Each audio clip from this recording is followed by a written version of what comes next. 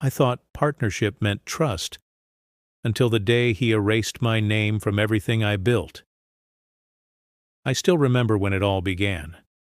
We didn't have much, just 2 laptops, 1 cheap desk, and a dream we believed in. His name was Ryan Carter, my best friend since college. We built everything from scratch. I handled the work, he handled the clients. It felt like the perfect balance. We were unstoppable, or at least I thought we were. We named our company Nova Digital. It was our baby, our creation. Every night we stayed up late, fixing designs, writing proposals, chasing clients who barely believed in us. But when our first big deal came in, we celebrated like kings. We made promises. No matter how rich we get, we'll stay loyal. If only promises meant anything. Money changed everything. Ryan started dressing like a CEO, talking down to people, making decisions without me. But I told myself, maybe that's what success does to people. I ignored the red flags. After all, he was my friend. Then small things started to bother me. I'd log into our business account, and it wouldn't open.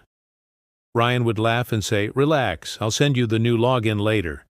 But he never did. I brushed it off. Maybe he was just busy. Maybe I was overthinking.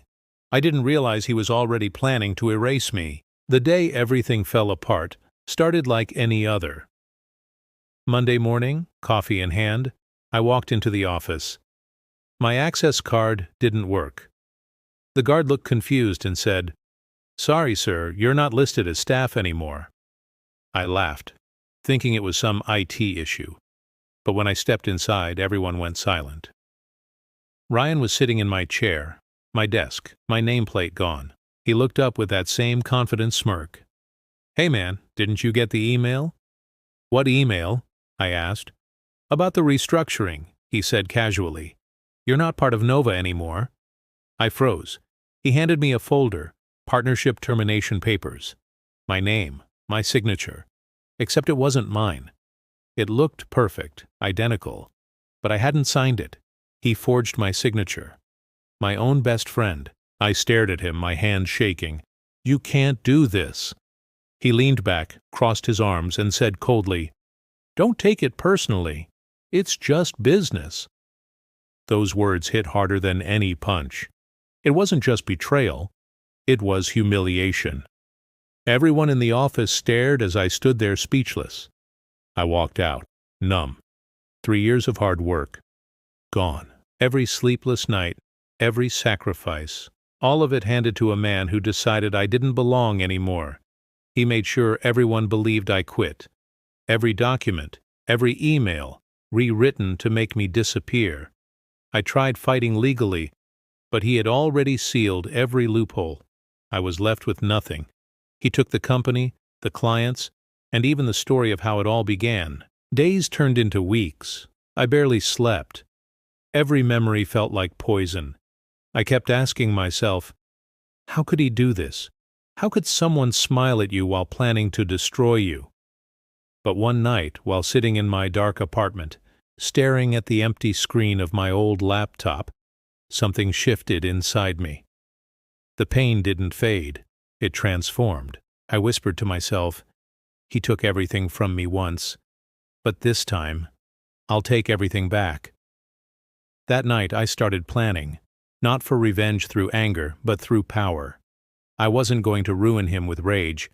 I was going to outgrow him, outsmart him, outsucceed him, and when the moment came, he wouldn't even see it coming. I started from nothing again. No office, no staff, no savings. Just anger, clarity, and a list of everything I'd learned from building Nova Digital. For weeks, I studied everything Ryan had done. His clients, his contracts, his weaknesses. I realized something important. He was great at talking, but terrible at managing. He needed attention more than results. He loved the image of success, not the work behind it. So I used that. I started freelancing under a new name, Aiden Cole. I didn't want my real name linked to anything yet. Slowly, I built a small team. Just 3 people at first, but loyal ones. Together, we created something sharper, smarter, cleaner than Nova ever was. I named it Pulse Media. Every day, I watched Nova from the shadows. They were growing, sure, but the cracks were forming. Ryan's arrogance was catching up. Clients started complaining. Projects missed deadlines. Employees were quitting quietly. He didn't notice, too busy posing for magazine interviews and talking about his company. While he was distracted, I started approaching the same clients, not with big promises, but with quiet efficiency. I delivered better work, faster, cheaper. Within 6 months, half his mid-level clients switched to me. He didn't even realize they were leaving to join me. One night, I saw his post online, a fancy award ceremony, glass in hand, smiling like a king. It made my blood boil, but I didn't comment. I didn't message him. I just whispered, "Keep smiling, Ryan. You won't be smiling for long." By the end of the year, Pulse Media had grown fast. We were small but profitable, and with every deal we closed, Nova fell deeper into chaos. Ryan was losing control, but still pretending everything was fine. I could see it. The desperation in his eyes during interviews, the fake confidence. Then fate gave me the perfect opportunity. A major investor group was planning to acquire Nova Digital. They saw potential in the brand, not knowing the storm brewing inside.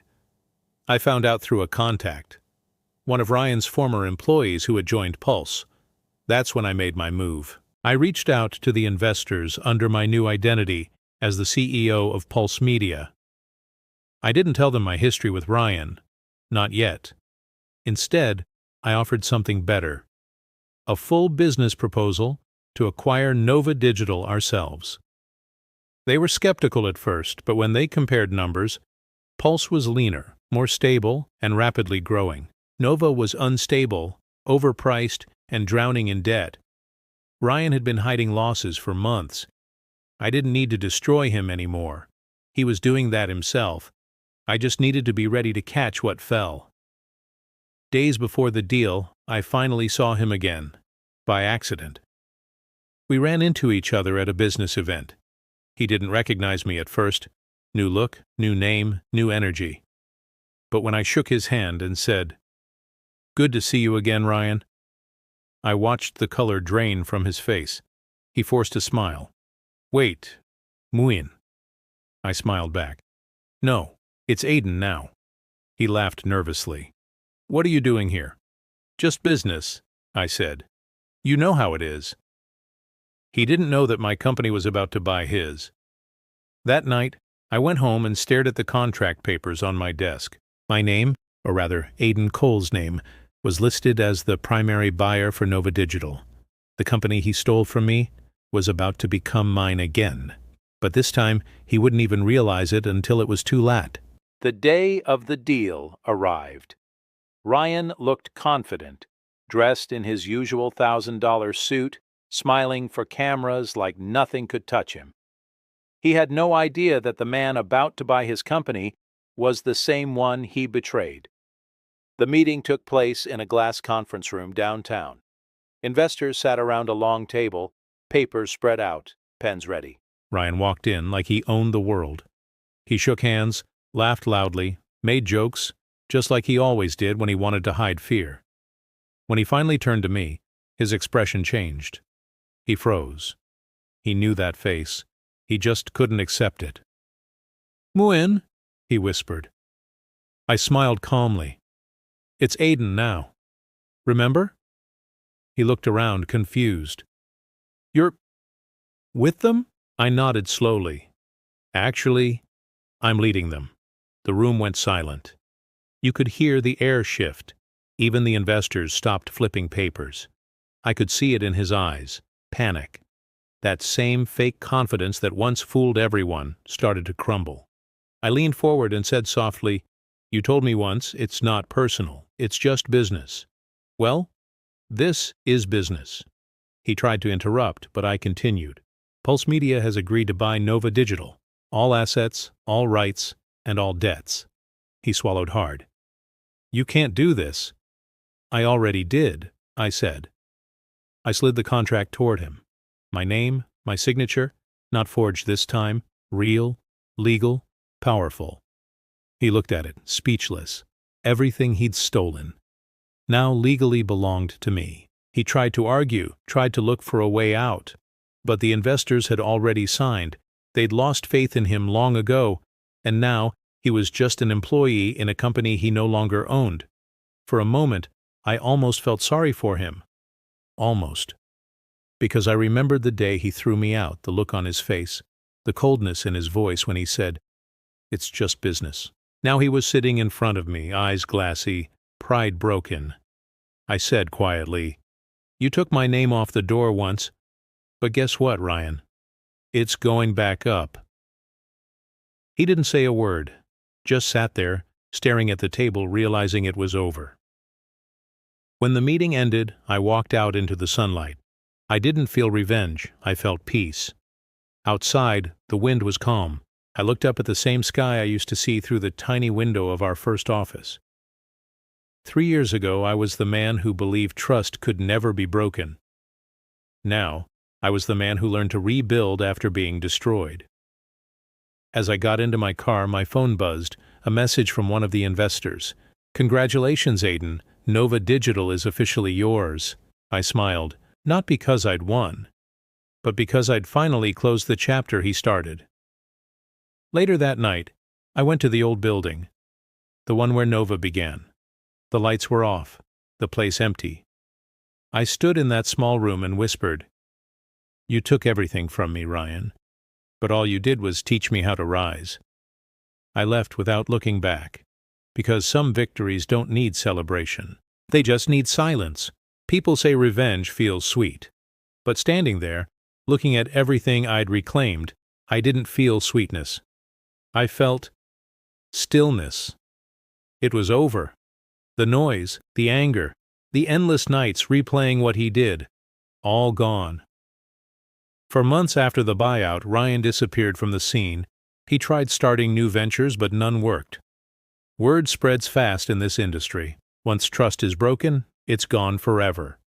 He had burned every bridge, including mine. Meanwhile, Pulse Media and Nova Digital merged under one name, Pulse Nova. The name symbolized everything. Pain transformed into progress. I didn't erase the past. I built on top of it. My new team didn't know the whole story. I didn't tell them how Nova was stolen from me or how I got it back. I just told them, this company exists because someone once tried to bury me. And every time I said that, I worked harder. One evening, as I was leaving the office, my assistant told me someone was waiting outside. It was Ryan. He looked different, tired, thinner, eyes heavy with regret.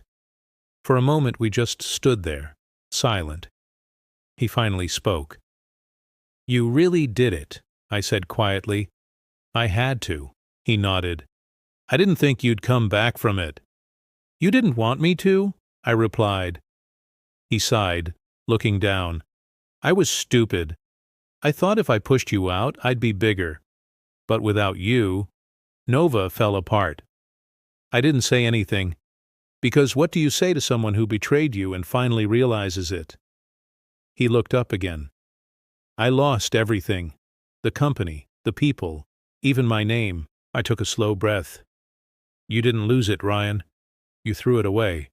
He nodded again, tears building in his eyes. "I just wanted to be seen." I could have humiliated him.